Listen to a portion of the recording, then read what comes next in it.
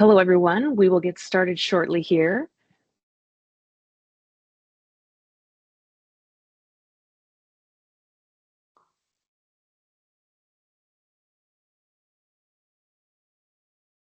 Okay, as people are starting to come in, everyone is being muted, although this is being recorded, so we will be able to share it with other people that were not able to join us today. We have a really good attendance, so we're really excited to hear everything that Hans has to share with us. I know, Hans, you think that's funny, but you have some really good history. You're setting a high bar. Well, and so have you with all of your events that you've had. So, well, I think to be respectful for everyone, I think that we'll just go ahead and get started. Thank you, everyone, for joining us today. The primary focus is all about the voices from the community. And what's nice to share with you is there's not going to be an online demonstration. There's not going to be multiple slides to go through.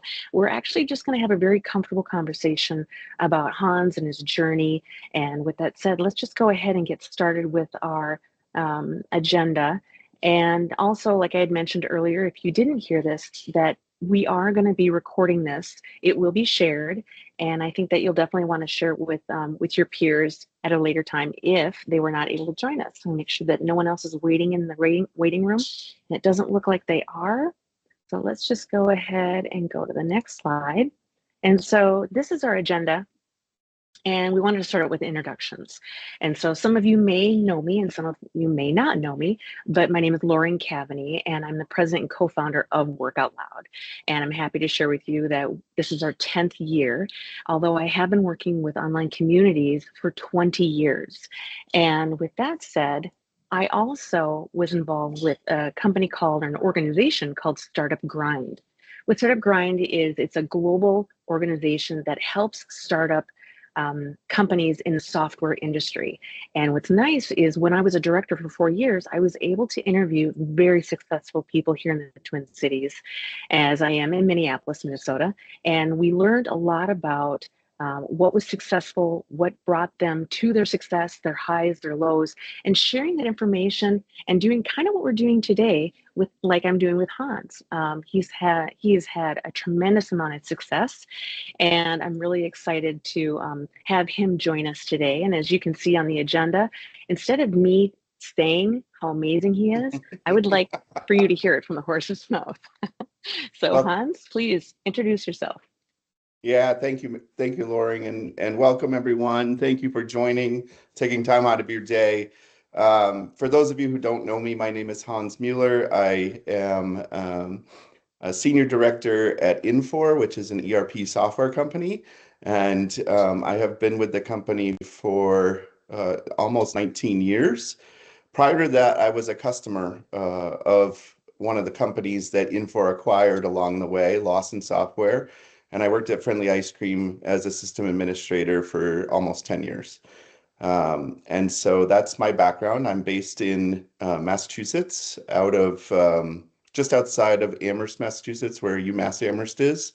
And I've been here for the majority of my life. And I have a wife, two kids, two boys who are um, 14 and 11, freshmen in high school, and a sixth grader that keep us very busy. So, I mean, with that said, you obviously have conquered life work balance. I mean, I've met your wife. She's wonderful. I've seen pictures of your kids. I see the activities that you do, but I also see that you definitely have been a thought leader in the industry. And it's interesting that you said that you were at Friendly's, and that's where I met you 20 years ago. I actually started at a company called Startup Grind, I mean, not Startup Grind, Digital Concourse at that time. And we helped with user groups. And that's where I met Hans, who was actually not only a customer, but he was also on the board of the Northeast regional user group. At that time, it was Lawson Software. And but not only that, he was also on the global group. And so it was his responsibility to be the liaison between the users, other known as his peers, and also Infor, or actually it was Lawson and then became Infor. And so what was nice was he truly understood the concept of having a voice for the community, because it wasn't only his voice, but it was also his peers and the people that look up to him to bring the messages back to Infor so they could be able to implement and improve and expand, their products, their software. And so what's interesting, Hans, is because you were on the global user group at that time, what were some of the challenges that you think that the user groups were dealing with, and how do you think they overcame them and it turned into a very positive situation? Yeah, so I'll even maybe jump a little bit before that. That'd be great. Before I even joined um, any of the user groups, I was, like I said, I was a system administrator, I was a Lawson administrator. I had been kind of thrust into the role unexpectedly due to someone leaving Friendlies, and they had a need. And at that time, the internet was in its infancy. You were looking at documentation. You were kind of siloed in how you worked with others, and so the user groups were where you could actually meet other people who were having the same challenges, having the same successes, talk about what they were doing with the software, where you could learn things and network. So that's really why I got into it, was I had a desperate need to learn. And and we had some folks, luckily, at the organization who were already part of the user group. So we had an in, right? And so then that kind of took off. If anybody knows me, I'm a bit outspoken. I'm not shy. No. So going to these regional user group meetings and talking with others came naturally to me, but it doesn't come naturally for everyone. Like my wife is a complete introvert. She's also worked with the software, gone to some of these user group meetings, and for her, she was a fly on the wall in the back of the room. And that's how a lot of people are, right? They just want to listen. They want to maybe glean something. And I think that there's a place for all of that. But as we progressed, um, my desire at the beginning to personally learn and get better and more knowledgeable about the software that I had to maintain turned into being an advocate for other users and other companies. And so, like Loring said, I went from being on the Northeast User Group Regional Board to being part of what was called the Global User Group for Lawson Software. And immediately stepping into that room with my peers, you could tell that there was a major shift. No longer were you expected to talk about your own um, problems and your own needs. You were now representing everybody else. And so we actually had a colleague who was on the board, and we used to, ingest, talk about him because he was very personal about everything. Everything came back to the problems at their company or the issues and challenges at their company, and he wasn't a great representative for others, and it stood out. Like you could immediately tell, the difference between those that did it well and those that didn't. Um, but yeah, it was a fantastic experience, and it got me a lot of exposure, not only with other companies and other users, but also with folks like Loring and her organization, and folks, at Lawson at the time who, could help solve problems down the road. So, yeah. Well, and I think it was fun to see when someone would raise their hand and say, I have a challenge with this. And then someone else, and this is when we were all face to face, and then someone else would say, oh, well, you know what? I actually just went through that, and this is how I solved it. And then they would be like, okay, let's talk more.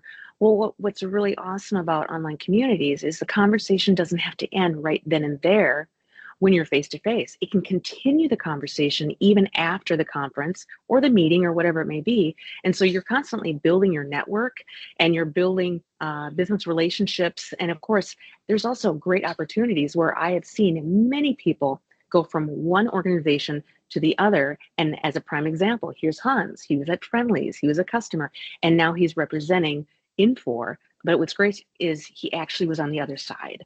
And so I think that's where community becomes so strong, combining all this brain power and being able to have a voice. And that's why we're doing this series, this initiative to the voices of the community. So everyone has an opportunity to have a voice and realize that we're all here, to help each other, sincerely help each other. And it was interesting because of when I was talking to Hans a few days ago, he was mentioning, way back when community started online, it was interesting because people were afraid to ask a question online because it is ink on the internet and it doesn't go away necessarily, especially in communities.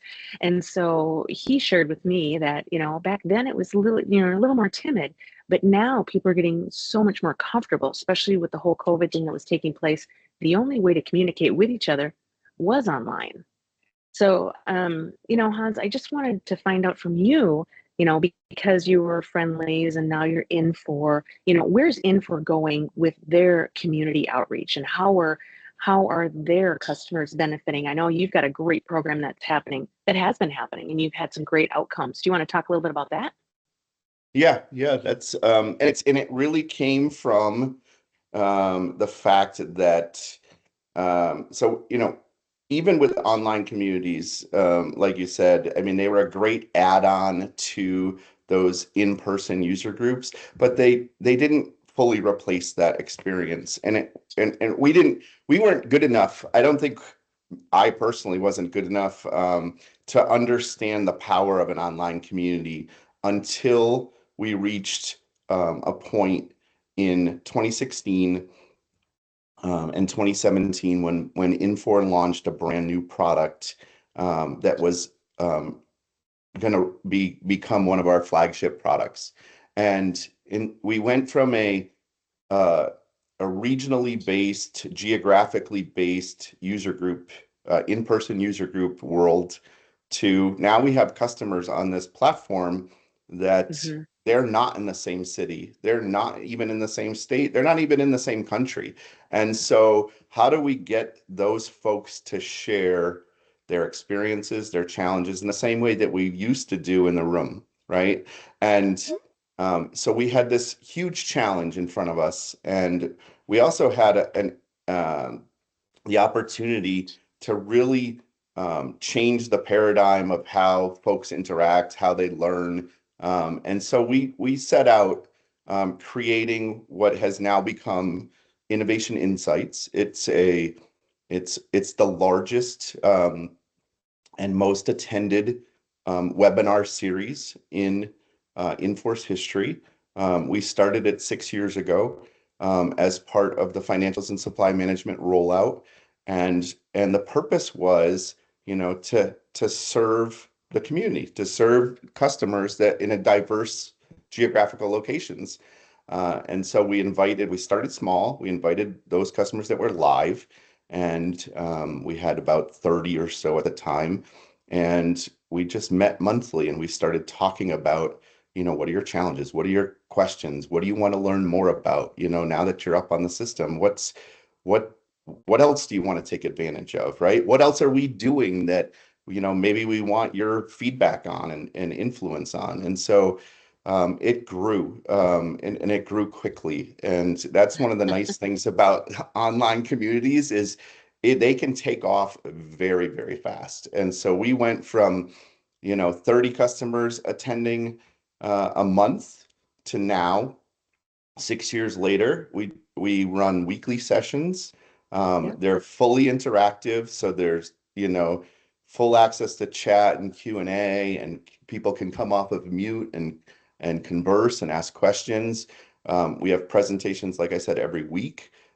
We take topics from the audience so that we can populate future topics down the road, and it's just become a massive area of sharing. And we invite customers, we invite fellow Inforians, we invite partners. So it's anybody in the ecosystem is welcome to attend.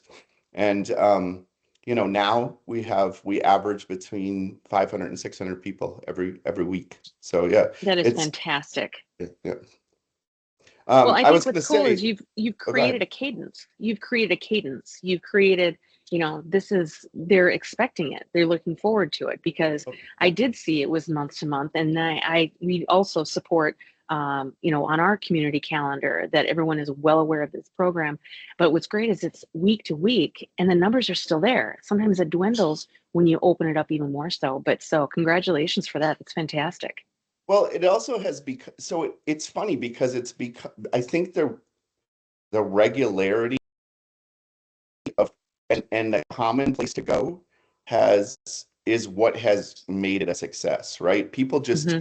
know every Wednesday at noon Eastern, I fire up Teams and it doesn't matter what else I'm doing. And I've had so many customers tell me, we just put it on in the background, right? We put it on in the background, even if we have topics that range different products within the portfolio. And even if we don't run that product, we still join and we still listen. And if something catches our attention or something interests us, volume pops up, but I multitask during it or I have some eat my lunch during it or whatever. We hear all those stories, but they all come, which is great. It's fantastic. It really is. And I would love for it to be even bigger, honestly. There's a huge untapped portion of our customer base that still is not yet regularly attending. And we're working, every day to make that number go down, right? But um, we definitely would love to grow it. And so this year we were actually branching out to other products within Inforce portfolio. So we've started up um, one for our M3 customers, which are all, is another product line. And we have two others that are waiting in the wings to get started in the April and May timeframe. So we'll have four of these running concurrently so that, that's how we're growing it. That's fantastic. So I know right now the hot topic is AI, and I know how some people like it, some people don't like it. Some people find it offensive, some people find it very helpful with their jobs. So I just would like to hear what your input is, and something I just want to share with you really quickly was our last meeting that we had with Voices from the Community was Dave Rapaz, and it was interesting his insight. And he actually is also an Infor employee, but he focuses on the IBMI space. And his input was, I continue want I continuing I'm continuing to want to have personal relationships and conversations, not with a robot, but with a person. Although AI is very helpful if there already has been a discovery and it has been documented and you can go find that information, as soon as possible. So I mean, what are your thoughts on that, Hans? I guess I'm going to Or say what are that you hearing? I fully agree with Dave on that. I want I look at I there is a I AI's everywhere, right? I mean, we're seeing it. We're trying to tap into it with our own software needs. We use So it are we. in our day-to-day lives, right? Yeah. There are tremendous benefits that can be gleaned. I actually use it as part of each one of the sessions that I run because it can summarize the meeting, it can provide notes, it can provide action items, right? Just out of the Yep. box without me doing anything. And so that's a tremendous benefit. But where I think AI really would help in communities and community building is is kind of what you alluded to is I'm looking lots of times I'm not going out to a community, I'm going out to the ecosystem looking for an answer, right? I have a challenge or I have a question and I just want the answer. I don't want to have to spend, 20 minutes searching for it. I don't want to have to spend, engage with 17 other people to get to the right person. So if AI can help me, navigate a community forum that's got a bunch of entries and a bunch of people participating and it's live and thriving and there's all this activity and I can navigate that quickly with AI, perfect, right? Then, Hmm. if I want to ask and if the answer is not out there, maybe it can take me 50% of the way, take me to the right forum, take me to the right discussion thread, right? And then I can, pick it up from there. But yeah, I don't ever want to see it um, replace this kind of interaction, personal interactions. It there's got to be there's so much benefit that comes from the personal interaction. We just, just selfishly, we just had a, a team meeting last week in Alpharetta, Georgia, and these things happen very infrequently nowadays, it seems, where you get together in a room and you actually sit down with your team members. And but you get more done in 2 days than you've gotten done in 2 months, right? And so that Mhm. personal interaction is what really makes the community exciting to be a part of. But if it Mhm. can help with the easy answers, that's perfect. That's what I want to see it do. So do you think that, do you believe that communities will become primarily focused in on community platforms to increase their relationships, building knowledge, meeting people before you even meet them in person? Oh yes, yes.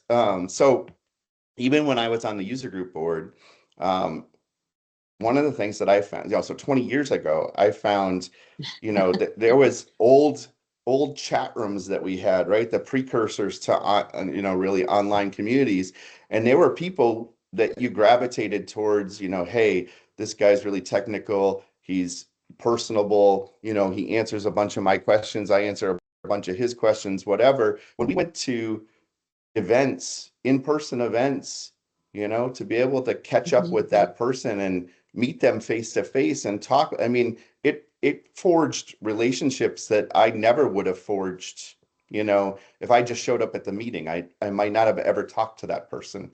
Right. But since we knew each other online, once we got there, it was, we could continue the conversation. There were so many of those little meetups that were informally done, like, hey, this group, let's get together and meet at, the St. Paul Hotel bar and, at, this night. And now you have this like group of comrades in arms, right? That you're affiliated with, that have been solving each other's problems, so on and so forth. I have a funny little story. So in 2022, no, 2002, excuse me, I was in a car accident, and I broke Oh my no. leg, and so I was in the hospital for a week. And Mhm. one of the people who I worked with, not I didn't work with, but I knew from online communities and from those type of things, worked for that healthcare center. And Wow. as when she, and when this was prior to the days of HIPAA, right? She saw, or found out, through whatever, she saw that I was in the hospital. She showed up with her books, because she was a junior sysadmin who wasn't as, seasoned. She showed up with her books and she's like knocked on my hospital room door and she's like, came in, introduced herself, and we had chat sessions all throughout the week. I wasn't going anywhere, so but that never would have happened, right? Otherwise, right? Outside of the community Mhm. being involvement. So yeah, Well, there's it is there's amazing how everything does evolve. yes, You know, yeah, I mean, again, going back 20 years ago, I mean, all the different user group board members that have come and gone, and the opportunities that have continued to arise because someone would say, "Oh, you're leaving the board? Well, I know of somebody in my company that would love to get on the board." And they were the ones that implemented, whatever it may be. And so it's great to hear that there are things that do happen. You may not know at that time, but then if you continue to going forward, communicating online as well as meeting people in person, the dots start to connect. And it's amazing how, I mean, what's that saying about Kevin Bacon? How we're all six related degrees, and yeah, yes, yes, yes, yeah. yes. So I just think it is just really exciting to see people such as yourself continue to go down the path of you're not only responsible for a career that supports your family, and but it also um, you have a passion for solving and sharing. And I think when you surround yourself with people that are successful, I think it starts to bleed onto other people, and then they want to do the exact same thing. And so that's why I think that online communities, as well as in-person meetings, continue to grow the communities. And that's why we're seeing, these online communities continuing to grow, especially with new people. Because yes, there's acquisitions, and yes, people come and go. But what's nice to see is, for instance, like Work Out Loud, our communities continue to grow. And it's not necessarily Work Out Loud that's telling them to come in. It's the peers within the community that trust this platform, where this is a place where they can reach out to other people just like them. And if they can't find somebody, there will be somebody else that can come to them and help them. So we give them the liberty to ask a question freely. So Hans, is there anything that you've seen that is really just exploded in the last 10 years with technology when it comes to communication? I know it's kind of a Um, big question there. yeah, it is a big question, right? I think it's the proliferance of email and different apps, to have instant communication between individuals across the globe, I think is just it's there's you talk about platforms, right? And Work Out Loud's Uh-huh. a great platform. There's other community platforms that folks interact with. It doesn't have to be necessarily with around software but you have like things like LinkedIn, you have things like, Facebook, you have things like I'm trying to think of some others, but anyway, you have these different platforms and you have all these different communities that you are actually part of, right? I mean, um, we have a very active, and I'm sure many of you do too, in your local towns, right? You have a community, um, online community that's based, like ours is in, like on Facebook, but that it's all about the community, right? Of the little town that I live in, right? And so anything that's going on, anything that somebody's annoyed about, anything that somebody's jazzed up about, something that's happening, something that's, changing, all of those things are just pushed to you as part of that community. And you actually you wonder how we all got it done before, right? How did you stay Right. abreast of all of that before, when all that you had at your disposal was the weekly newspaper that came out or whatever, or the daily, so it's it's kind of mind-boggling how much access to information and how many different platforms that we engage with on a daily basis, that and you could make the argument that every single one of those is a new and different community that you're participating in, just for different reasons, right? And Right. um and I just kind of think about my children and where they're at. And for example, right, we have I don't think my son has ever looked at a paper manual for anything that he has ever owned, right? So he's Right. an active skier. He is a huge soccer player. He does all of these things online, and he takes part in communities that I don't even know that he takes part in, which is probably bad as a parent, but it's reality, but he's got like soccer communities and skiing communities, and he's back and forth with people about, which skis to have under which conditions and where's the best, natural snow falling in, within a 2 hour area. And I mean, but you get all of this information, Hmm. through all these different sources, and you don't even know that you're participating in these communities at the time. I mean, you don't think of it that way, but that's life Right. now. Yeah. Well, and I think the majority of our networking was all in person. It was having going to these annual conferences and all these, and we were able to get away, and there was a budget that would allow us to do it. But now, with a tremendous amount of restraints, as well as technology changing, you no longer need to spend or have a very large budget to go to an annual conference, when you can actually just get the answer right on an online community. I mean, on in person, hands down, is definitely the best way. although unfortunately there sometimes is some limitations, but great sessions like what Hans holds each week, they still have an opportunity to expand on their knowledge, even if their organization does not have the budget for whatever reason, if they're implementing something from Infor or they're working with something. So that's where I think it's really awesome to have an online community as well as in-person meetings. So you're able to leverage all the information. Like I had heard also from Dave Rapaz, I'm using him as an example because Yeah. he was my last meeting, and I'm going to be using you, Hans, for my next one as examples. But he was sharing with me that there was a gentleman that was down in the basement of a very well-known company working really hard. He had so much knowledge. He had more knowledge than his um, salesperson did because he actually lived through it day in and day out. But he was able to share that information online, but he was not able to get away.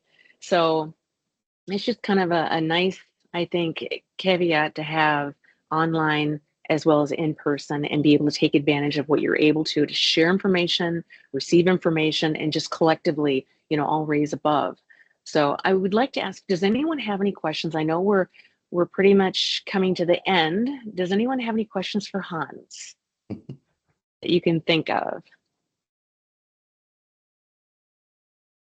While And while we're if while we're waiting yes, on that, please. oh, there's one. Oh, Okay. Let's see here. uh, Oh, he has to drop for another meeting. But okay. great story. Great to hear. That's excellent. That's what this is all about. It's supposed to be a real quick snippet of the value of community. And once again, Hans, thank you so much for joining us. I really appreciate the time that you invested in your 30 years of software that I'm aware of, as well as your journey. And feel free to reach out to him or reach out to me if you have any questions. And I think with that said, I can actually just go to my last slide, which will then just share with you if you have any questions. This is my email address. If anyone would like to be a guest on Community from Voices or Voices from the Community, I would be more than happy to include you in and hear what you have to say. And Hans, again, thank you for utilizing and working with Work Out Loud. I really appreciate your support as we are a partner with Infor as well, and continue to help Hans grow his network when we can, as well as Infor. Oh, Any other yeah, questions? I just have thank you very much for having me on. It was a great opportunity. When you approached me, I was a little scared, of course. Like even though I talk every week, I'm like, oh, she's Little gonna old interview me. me now. Um, but but no, I mean we've had, like you said, we've known each other for a long time. Work Out Loud is a great partner. One of the things I really like about and Work Out Loud is a perfect example of this, right? Is each company out there, each organization has their own community, and that's great, but that's not the end all be all, right? You need independent third party communities. A lot of folks, especially in the software industry, would rather share on an independent platform than share on particularly on our platform, because it's they see less bias maybe, or it's just more freedom, more independence, right? And and so I know a lot of my colleagues participate in outside forums, which help our customers. I try and do it as much as possible. And so yeah, it's been a great experience, and I hope we can continue to help each other grow. Absolutely, absolutely. And if you are aware of any user groups that are in the Infor, definitely go out there and be in search of. If you are not aware, and if you are aware, definitely participate. They would love to have you there as well as participate online. So with that said, Hans, thank you very much. I really appreciate it. And have a wonderful day, everyone. I apologize for going over a couple minutes, but I think it was worth it. Thank you So all. have a wonderful day, you guys. Thank you. Bye bye.